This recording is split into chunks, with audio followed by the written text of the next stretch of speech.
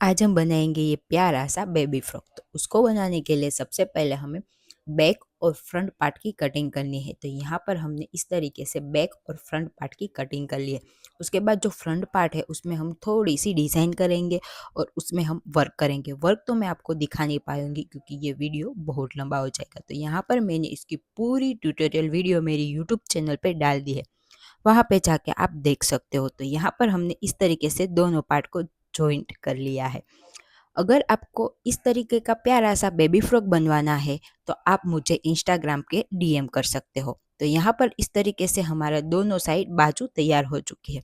अब हम जो दोनों साइड बाजू है उसको हम इस तरीके से ज्वाइंट करेंगे और दोनों हिस्सों को हम इस तरीके से सिलाई करेंगे। तो यहाँ पर हमारा प्यारा सा बेबी फ्रॉक तैयार हो चुका है। आपको ये वीडियो कैसी लगी कमेंट में ज़रूर बताना। अगर वीडियो अच्छी लगी तो लाइक शेयर और सब्सक्राइब करना मत भूलना।